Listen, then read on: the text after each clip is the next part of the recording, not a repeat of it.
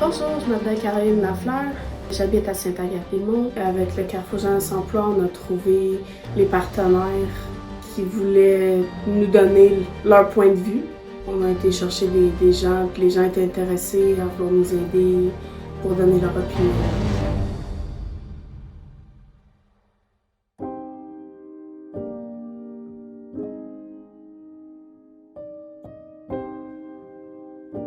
Je me sens interpellée par la crise du logement dans les Laurentides parce que je pense que c'est un problème de société.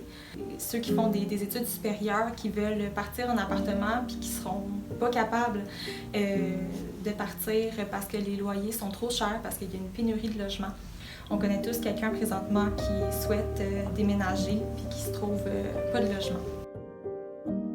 Moi, j'ai plein d'amis qui n'ont pas pu se trouver de logement au mois de juillet et qui ont été obligés de déménager dans d'autres villes. Il se passe vraiment un phénomène de gentrification.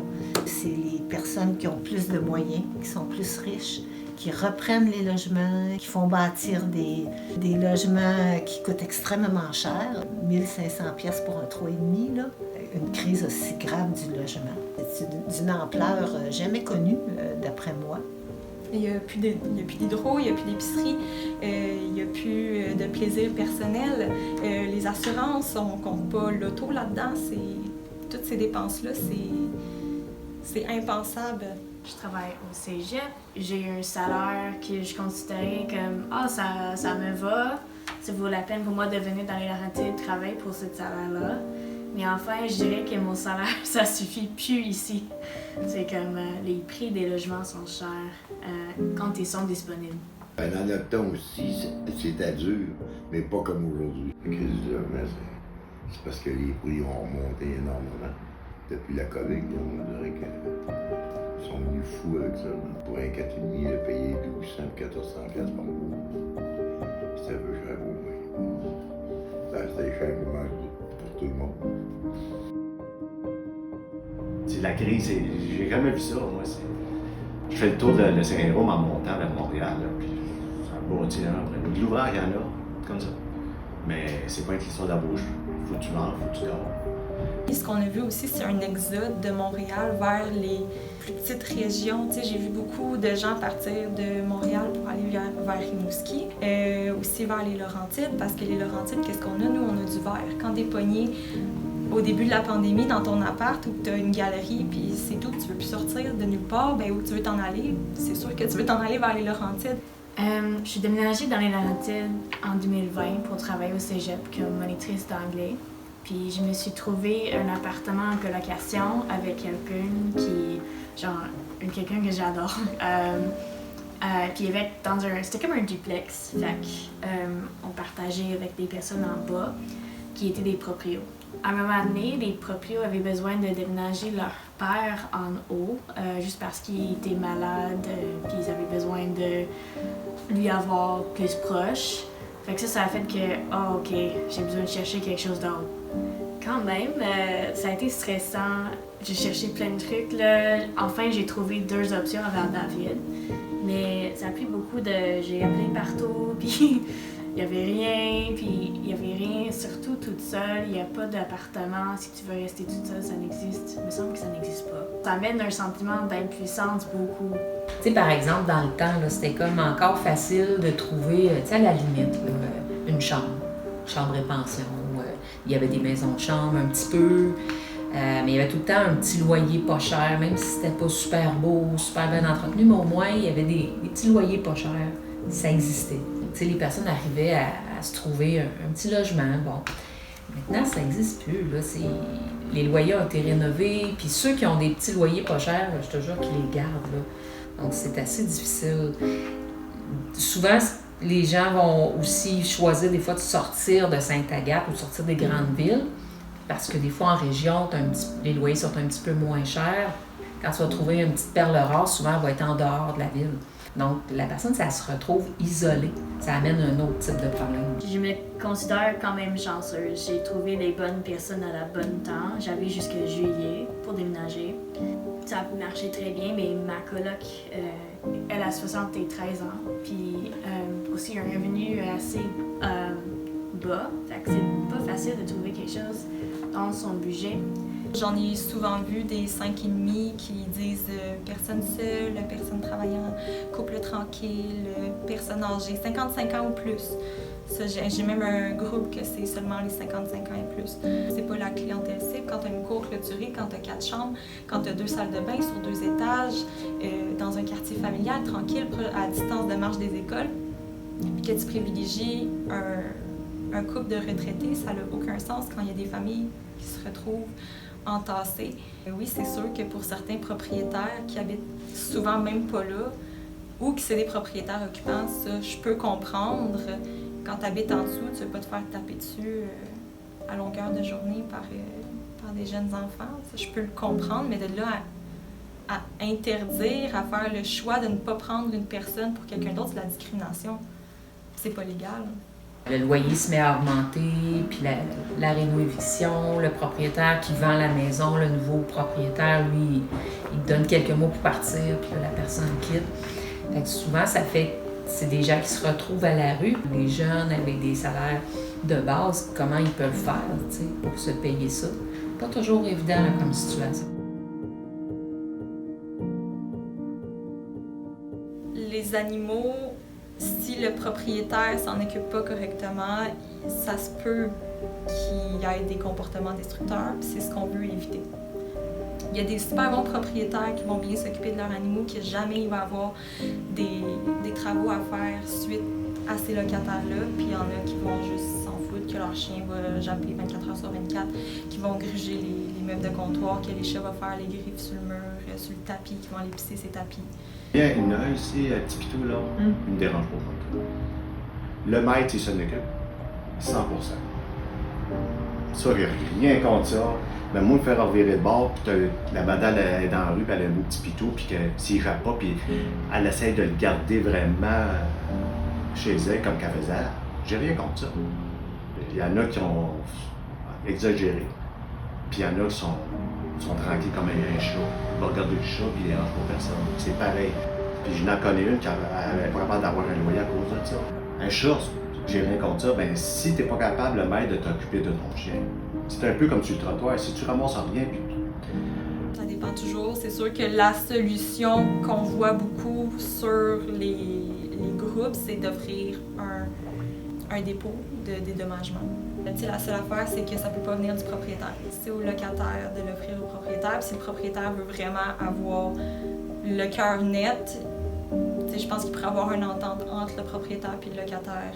Puis, admettons, aux 6 mois, le propriétaire peut venir voir l'état du logement pour s'assurer de la qualité. Il y a plusieurs propriétaires qui veulent pas d'animaux non plus. Donc, ça devient difficile de se loger vu que ça coûte cher. Puis que vu que j'ai des animaux, ben, je peux pas me loger avec eux. J'en vois plusieurs qui cherchent depuis des mois, depuis 1 an, depuis 6 mois, puis qui ne trouvent pas. Moi, je trouve ça vraiment triste parce que c'est des familles qui vont se retrouver à la rue le 1er juillet. La phase de l'itinérance a beaucoup changé avec le temps. Maintenant, ce qui fait partie des problèmes sociaux aussi, c'est cette crise du logement-là. Il n'y a pas de place à loger. Quand il y en a, c'est pour les plus fortunés. Si un 3,5 en coûte 900, 1000 $ de nos jours, qu'à l'époque, ça en coûtait 450, 500 $. Aujourd'hui, c'est rendu ce prix-là, ça a doublé. C'est beaucoup d'argent pour quelqu'un qui n'en a pas. L'itinérance à Sainte-Agathe, ça a augmenté, puis c'est là, malheureusement, je pense, pour rester. Tu sais, les personnes qui étaient en logement, mais tout le temps un peu fragiles, qui n'avaient pas des gros budgets, des fois aussi une difficulté d'organisation, puis comme tu dis, de défendre ses droits, bien tout d'un coup, c'est souvent à eux que ça arrive. Si on regarde nos voisins du Sud, aux États-Unis, c'est une situation qui existe, hein, puis il y a beaucoup de gens à la rue. Dans plusieurs villes, il y a des gens qui travaillent, qui n'ont juste pas de logement, qui vivent dans leur auto, puis on en voit beaucoup. Puis moi, j'ai peur qu'à un moment donné, ça s'en vienne ici. C'est qu'on se retrouve un peu dans cette situation-là où que les gens qui ont moins d'éducation, tout d'un coup, ça soit eux qui soient facilement la cible de l'éviction, puis qui se retrouvent à la rue. Un chèque d'aide sociale, pas assez d'argent pour être être capable de te loger, capable de te nourrir, capable de quoi que ce soit tous les mois. Tout le monde peut se ramasser à la rue du jour au lendemain, que ce soit ma soeur, mes parents. Si on fait pas quelque chose pour ça, dans le fond, ça peut dégénérer bien plus que maintenant. On peut pas faire comme si ça ne nous concernait pas. Là. Quand une personne qu'on connaît ou qui reste la rue d'à côté est rendue qu'elle reste dans l'église parce qu'il n'y a plus de logement, là, on peut pas faire comme si c'était pas notre problème. À la croisée, nous, c'est sûr qu'on répond aux besoins de base de nos invités, des gens qui viennent ici. Alors, on parle de manger, dormir, se laver, se divertir, mais plus que ça, on a beaucoup d'aide de l'extérieur, du CI3S, de Laurentides, qui est là pour justement eux autres s'occuper, ainsi des travailleurs sociales, qui vont s'impliquer directement avec mes usagers. Et puis, le but de tout ça, c'est d'être capable de les loger, soit en chambre ou trouver des logements. Je suis directrice de l'envolée Ressources alternatives en santé mentale. On s'est réunis, là, plusieurs acteurs de la région, là. Les gens de la municipalité de la ville, du CLSC, les organismes communautaires. On était vraiment inquiets parce que là, on commençait à avoir vraiment beaucoup plus de nouvelles personnes en situation d'itinérance dans la ville. Fait que c'est à ce moment-là que l'envolée a levé la main pour dire « OK, nous autres, on va le faire ». Donc, on est parti avec, c'est ça, le support de la communauté financier, puis du support pour monter tout ça. Et puis, on est arrivé à offrir, dès le départ, là, 10 lits, 7 nuits par semaine. On s'est installé dans ce temps-là dans un local, justement, qui était fermé à cause de la COVID. On était dans le local des personnes âgées, la FADOC. Avant ça, je dirais qu'on voyait, il y avait tout le temps comme quelques personnes, les 2-3 mêmes visages qui faisaient partie du décor de Sainte-Agathe. Puis on les connaissait. Puis finalement, ils faisaient ce qu'ils appellent un peu là, du couchsurfing. Donc un petit bout chez un ami, un petit bout ailleurs, un petit bout d'une ressource. Mais ils n'étaient jamais vraiment dans la rue. Moi, dans mes règles, je suis censé les garder 2 semaines en consécutif pour qu'ensuite, ça leur donne juste le temps d'un répit pour pouvoir les aider à se relocaliser, se reloger. Puis c'est bien difficile.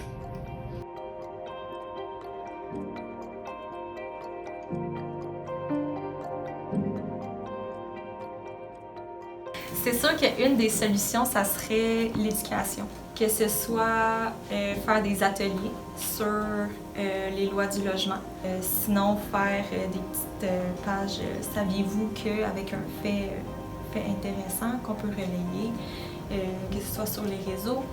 On pourrait faire des affiches, on peut faire des ateliers en personne, vraiment aller rejoindre les personnes où ils sont.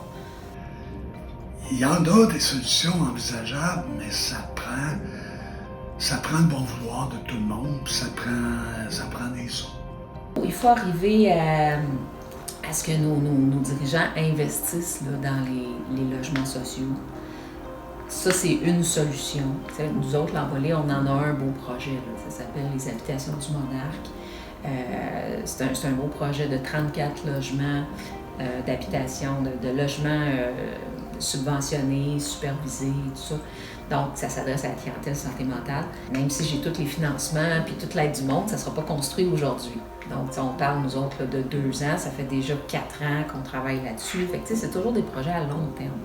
J'ai une amie qui, à un moment donné, m'a téléphoné et m'a dit est-ce que ça te tenterait qu'on démarre une coopérative d'habitation dans Val-David? Oui, j'ai dit oui, ça m'intéresse vraiment. Je trouvais que c'était dans un contexte de coopérative. J'aimerais qu'on vive en communauté puis qu'on partage nos intérêts ensemble. C'est juste qu'est-ce que je veux aujourd'hui. Moi, c'est une place pour vivre à 2-3 qui lui s'accorde. Puis on paye, qui accepte ça. Là, on sera correct, on arrivera. Ça prend vraiment un vouloir de toutes les instances, que ce soit communautaire, municipal, la MRC, ainsi que nos gouvernements provinciaux et fédéraux, pour pouvoir arriver à bâtir des logements à prix abordable, modique. Mettre une coopérative d'habitation sur pied, ça prenait minimum 3 ans. On a commencé les démarches et je pense qu'il va falloir qu'on compte encore un autre 3 ans. Fait qu'il s'agit de rester motivé. Je pense qu'il va falloir devenir créatif parce que même la construction d'habitation sociale, ça a un grand coût. On en parlait dernièrement dans un comité logement des Laurentides. C'est peut-être aussi qu'une solution, ça pourrait être de laisser des terrains communautaires. S'il y a des terrains vacants qui sont quand même qui ont du potentiel, si ces terrains-là pouvaient être communautaires, on pourrait peut-être, je sais pas, installer des mini-maisons, des roulottes, tu sais. C'est plus rapide souvent que de construire aussi des gros bâtiments d'habitation multiples. Ici, à Lantier, il y a eu une expérience qui a été tentée il y a quelques années, les mini-maisons. Le projet n'a pas fonctionné, mais il y a eu un engouement, tu sais, les gens étaient vraiment intéressés. Il y a eu une journée porte ouverte, j'avais jamais vu tant de monde que ça à Lantier de ma vie, mais ça a été mal géré. Il faut apprendre à trouver des solutions puis à les mettre sur pied. C'est ce que j'aime dans une coopérative d'habitation, c'est l'esprit de solidarité, tu sais. Une des premières solutions, je ne sais pas si c'est utopique, mais il faut à un moment donné qu'il y ait une réglementation sur l'augmentation des loyers. Tu sais, ça devient presque irréaliste là, de penser que ça coûte 1500$ pour un 3,5. C'est presque de mettre des gens à la rue volontairement, de laisser des situations comme ça arriver. Il faut vraiment que les municipalités s'impliquent et acceptent de changer des règlements qui sont vraiment des fois dépassés. Je trouve que c'est des règlements qui devraient être remis en question. Construire d'autres maisons, on va avoir des logements. Disons, à prix abordable. Parce que là, ils sont pas abordables partout. Il faudrait plus que tu t'amènes les mots sur des appartements de blocs familiaux, puis des trucs. Pas nous ramener dans des vieilles histoires qu'on a vécues, mais nous ramener dans des nouvelles, tu sais. Plus de coopératives, ça, c'est sûr certain, là, puis comme plus de gens qui voudraient travailler ensemble. Il se peut très bien, puis on a déjà rencontré des problèmes que, oui, d'accord, c'est intéressant comme projet, mais pas dans ma cour. Tu sais, cette mentalité qui est un peu égoïste d'une certaine façon, tu sais, puis qui tient pas compte de l'ensemble des gens, là, tu sais. Il faut un esprit coopératif. Qu'est-ce que les gens sont prêts à faire pour s'impliquer dans la communauté, parce que ça devient une communauté, une coopérative. Donc, moi, je pense qu'il n'y a pas vraiment de solution miracle. C'est juste que les propriétaires, présentement, en profitent pour se faire une passe de cash. Mais il faudrait vraiment qu'ils s'ouvrent les yeux sur la vraie réalité des gens. C'est un grand problème avec des petites solutions. De réaliser que l'importance de n'importe quel projet ou de n'importe quel problème, c'est de trouver une solution ensemble.